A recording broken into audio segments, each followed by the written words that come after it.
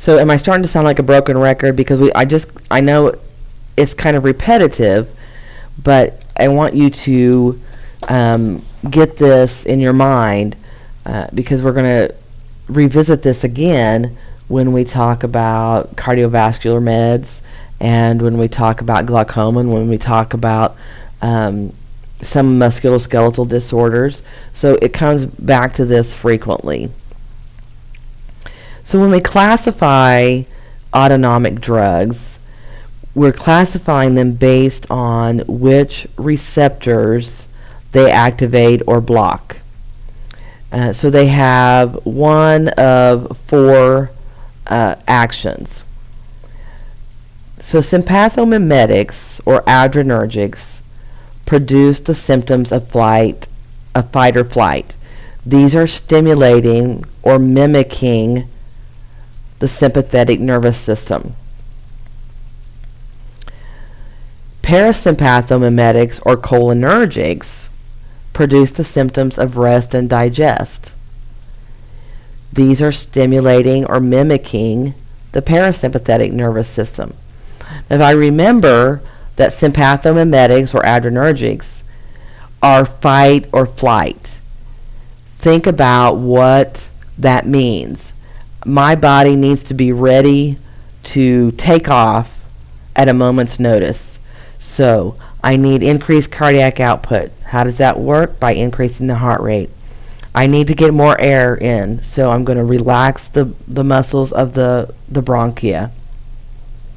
I don't need to be worrying about digesting my food or the opposite sex, so those things are inhibited. I need energy for my muscles, so I'm going to release glucose. So these are the things that I need to be thinking about. Adrenergic blockers means I'm going to block the sympathetic nervous system. And so that means the parasympathetic nervous system takes control. And anticholinergics or cholinergic blockers are going to block the parasympathetic nervous system and allow the sympathetic nervous system to be in control. What you want to do is learn one of these well. Particularly, I think if you learned the adrenergics well, then remember the others are opposite or the same. So if I learn adrenergics, that's the same as cholinergic blockers, essentially. And it's the opposite of cholinergics or adrenergic blockers. So I just need to memorize one or learn one really, really well, and I can figure out what the others are. So there's no need to try to memorize every single thing in each one of these. Learn one well, and then use your critical thinking skills to learn the rest, to figure out the rest when the time comes. So this is just another way to look at it. So if I have the parasympathetic nervous system, what's going to stimulate the PSNS? Parasympathomimetics and cholinergic agents are going to stimulate the PSNS.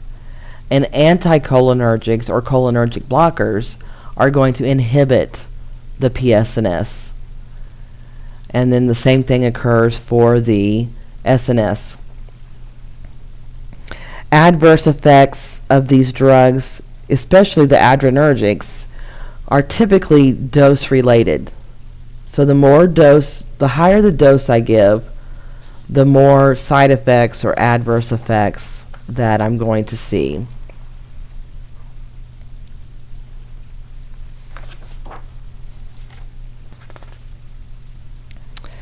So again, we have parasympathomimetics, also called cholinergics, mimic the action of the parasympathetic nervous system, rest and digest. So we're looking at cholinergic agents. These are some of the uses, and I'm not so concerned that you memorize or even think about this right at this moment, what the uses are. But I do want you to start thinking about the adverse effects or side effects. We're stimulating the parasympathetic nervous system. So acetylcholine is high in production. And let me just give you a tip here. Anytime you see the letters ASE on the end of something, it means to break down. So acetylcholinesterase is an enzyme that breaks down acetylcholine. So some of our cholinergic agents work by decreasing acetylcholinesterase. So acetylcholine isn't being broken down, therefore there's more acetylcholine there to exert its influence, I guess, on the nerves of the parasympathetic nervous system.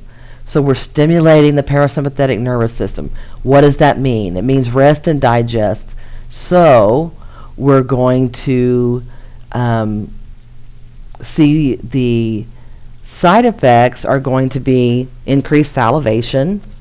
Who wants to be drooling all the time? All right. Nausea and vomiting because we're increasing peristalsis. Diarrhea and abdominal cramping because we're increasing peristalsis. Hypotension because we are relaxing those vessels, cardiovascular arteries. Can get that spit out. Serious side effects related to the effect that it has on the respiratory system. It's going to cause bronchoconstriction. We don't need great big open airways when we're just sitting around reading a book.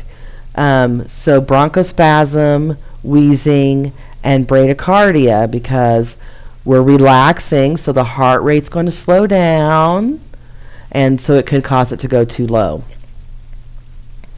So these are the things that we want to start being aware of. But it's relatively simple if I just remember rest and digest, and what does that mean to my body.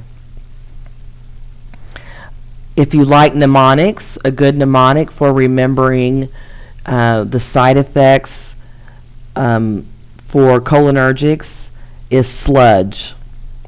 So we have salivation, lacrimation, which is tearing, urinary incontinence, because the bladder is nice and relaxed, diarrhea, gastrointestinal cramps, and emesis. So sludge it up if you take a bunch of cholinergics. And we'll worry about what medications those are later. So your nursing interventions and assessments and evaluation of these drugs are going to be related to what is it doing, what is the desired effect, because some of these side effects may be the desired effect. It may be that I want that increased gastric emptying. So I want that stomach to empty faster. That's the desired effect. Is that working? My patient has diarrhea. Maybe that I wanted to get rid of that constipation. But my patient has a history of asthma. So what am I going to be watching for? And when it comes to medications, I need to understand what is the desired or therapeutic effect. What do I want to happen? What are some things that commonly happen that I need to be aware of but don't need to be worried about? And then what are the things that I need to worry about? These are the adverse effects.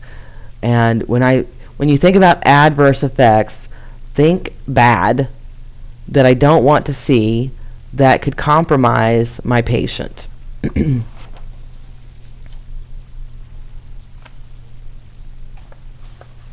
So anticholinergics then are going to be opposite of the parasympathetic nervous system.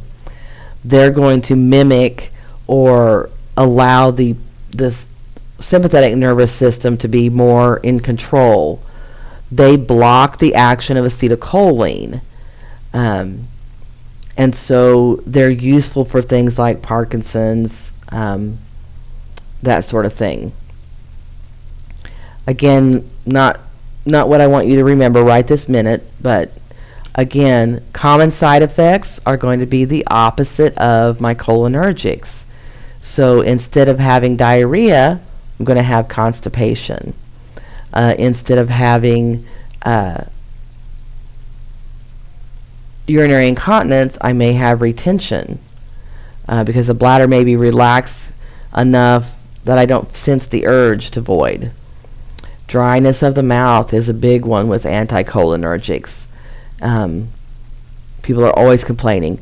If you think about probably the most common drug that everybody is familiar with that has anticholinergic effects is Benadryl or diphenhydramine. Everybody who takes diphenhydramine gets dry mouth, and that's the hallmark symptom of anticholinergics. Long-term use could cause constipation. But again, we want to think about those serious adverse effects. Glaucoma, we can figure out why we would have glaucoma because we know that when we stimulate the sympathetic nervous system, we're going to get pupillary dilation. Now, some of the others aren't as easy to figure out, such as confusion, depression, hallucinations, so those we kind of have to memorize. But palpitations and dysrhythmias, we can figure out based on the sympathetic nervous system's effect on heart rate. So this tells us a little bit about what we need to assess and what we need to be looking for. So before I give an anticholinergic, I need to know, is my patient constipated? Maybe I shouldn't be giving this. Does my patient have glaucoma? Do they have a history of dysrhythmias? These are reasons that maybe this isn't the best drug for my patient.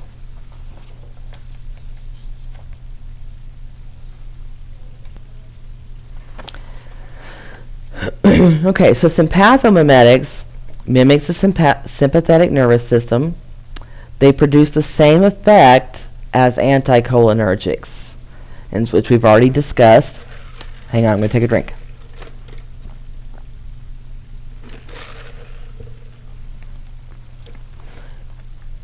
So, the biggest thing about sympathomimetics is that they're more specific.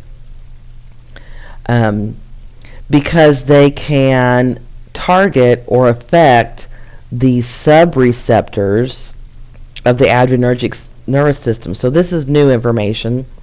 We haven't talked about subreceptors yet, but the subreceptors are the alpha and the beta receptors. So the nice thing about adrenergic drugs is that some of them are what we call selective, and the selective ones we can choose whether we want to stimulate the alpha receptors or stimulate the beta receptors. Now when we're talking about alpha and beta receptors, each one of these has a 1 and a 2. So we have alpha 1 and alpha 2, and beta 1 and beta 2. And they have different uses depending on what we want done. So alpha 1 we typically are going to find in the vessels, the arteries. And so stimulation of alpha 1 can cause vasoconstriction. Remember, we're trying to increase that cardiac output by getting more blood to the heart. And that's the main one that we will focus on. Beta 1 and beta 2, stimulating beta 1 increases heart rate, and stimulating beta 2 causes relaxation of the smooth muscle in the bronchi and peripheral arteries. So alpha 1 vasoconstriction, beta 2 vasodilation or relaxation, along with relaxation of the bronchioles. So we use the betas a lot in cardiac. So we want to start thinking about those subreceptors as well. So sympathomimetics have wider therapeutic use because the more specific it is, the fewer side effects or adverse effects that we're going to have. Sorry about that, got punch happy, I guess. Common side effects, again, because we're stimulating heart rate, we're going to see palpitations and tachycardia. Because we may cause vasodilation, we're going to see flushing of the skin, dizziness, and orthostatic hypotension if we dilate too much and cause the blood to pool in the lower extremities. Serious adverse effects are related again to the effect of stimulating the sympathetic nervous system. And again, they're also dose related. So the more that I give, the more likely I'm going to see these adverse effects. So dysrhythmias, severe hypotension, angina, these are all serious adverse effects of adrenergics. And then we also have, which I don't think I included the slide for whatever reason, please forgive me, the alpha and beta blockers. And you'll hear a lot about beta blockers when we talk about cardiovascular again. But when we talk about alpha and beta blockers, think back to what we said those do. So if alpha 1 causes vasoconstriction, if I block the alpha 1 receptor in the sympathetic nervous system, what am I going to get? Well, hopefully I'm going to get vasodilation. That's going to bring down blood pressure. So I can use alpha 1 blockers to treat hypertension. Beta blockers, primarily beta 1, remember what it does. Beta 1 blockers increase heart rate, and not beta 1 blockers, I think I just said that wrong again. Beta 1 subreceptors, when stimulated, increase heart rate, which is going to increase cardiac output. And that's fine unless I have too much vasoconstriction, or I have too much volume, or I don't need to fight for my life.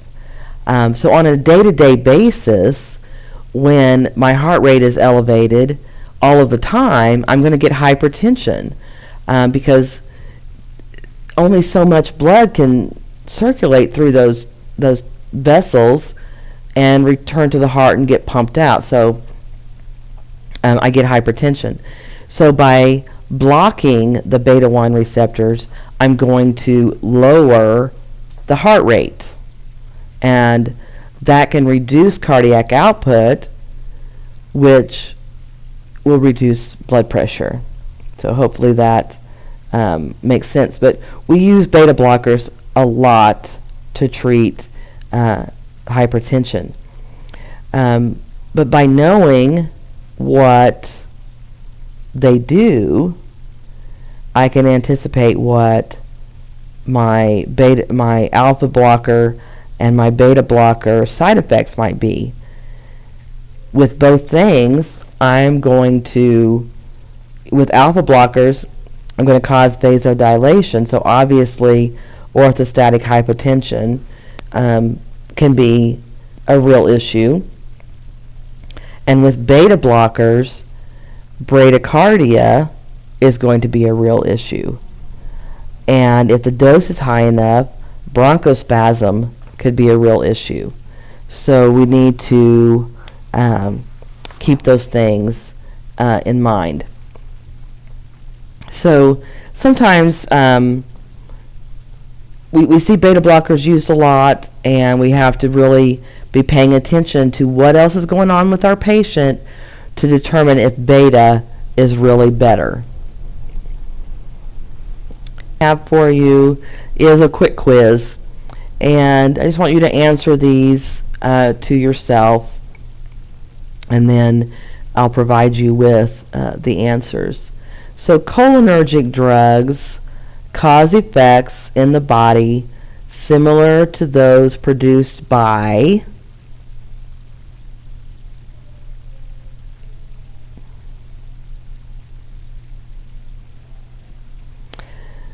So I gave you a moment to answer that, and hopefully you wrote something down.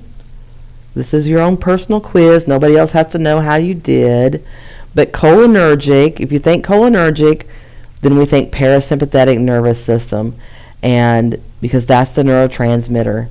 So if I give a cholinergic drug, then it's going to mimic acetylcholine, which is produced by the parasympathetic nervous system. And so that's the answer to that one.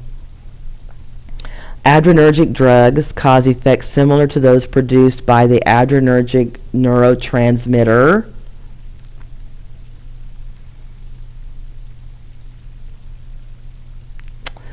And that would be norepinephrine. So the third one is anticholinergic agents block or inhibit cholinergic activity and produce blank results as adrenergic blockers. This isn't a very good question. What I want to know here is, and I do that a lot, I sometimes don't write very good questions, but compared, anticholinergics compared to adrenergic blockers.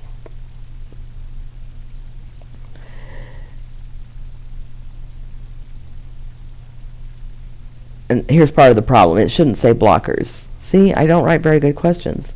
So anticholinergic agents, when compared to adrenergics, do they do better job,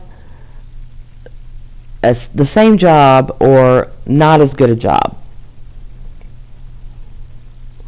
And if you figured out what the heck I'm trying to ask you, the answer is not as good. Anticholinergics are not as good as adrenergics because, remember, adrenergics are more specific, and we can target those subreceptors to give us a more specific result. And anticholinergics tend to be a little broader. Whew, that one was tough to get through. And then the last one, adrenergic blocking agents inhibit the adrenergic system and are broken further into.